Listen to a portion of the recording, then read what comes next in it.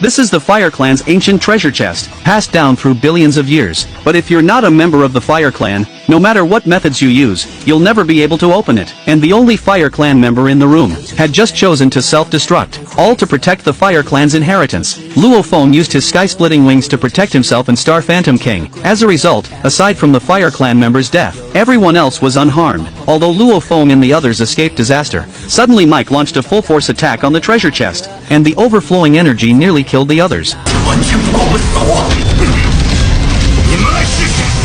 Luo Feng looked at the treasure chest before him. He could transform one of his clones into a Fire Clan member, but he knew clearly that even if he could open the chest, they wouldn't be able to claim any of the treasures. Mike discovered he couldn't open the treasure chest, so he told the three of them to use Divine Kingdom teleportation to leave first. But how could Luo Feng and the others possibly agree? If they left first, the treasure would belong to Mike, and when they left, they'd expose their Divine Kingdom coordinates. If Mike followed them into the Divine Kingdom, all that awaited them was being silenced forever. Therefore, Purple Clock King proposed that the strongest should leave first.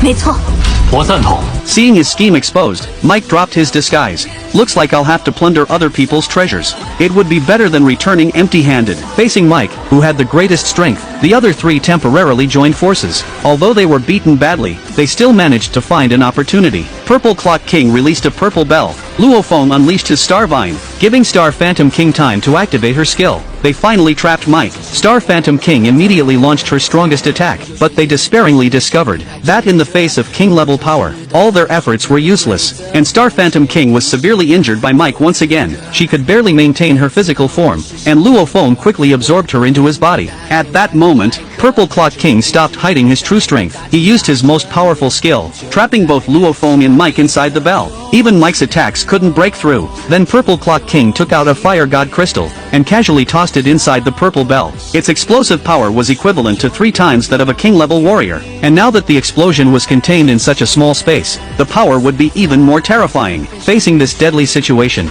Mike chose to self-destruct his own body, intending to drag Purple Clock King down with him. As Mike's essence erupted, Purple Clock King suffered heavy damage. Luo Feng seized the opportunity to switch to a clone and hide. Just when Purple Clock King thought the treasure was his, Luo Feng suddenly appeared and snatched up the treasure chest, turning to flee immediately. During Luo Feng's escape, he discovered there were people ahead. They were other Fire Clan members. This reminded Luo Feng of the past, when Earth faced an extinction crisis. At the critical moment, humanity's 5 great warriors sacrificed themselves to protect Earth. So Luo Feng made a decision.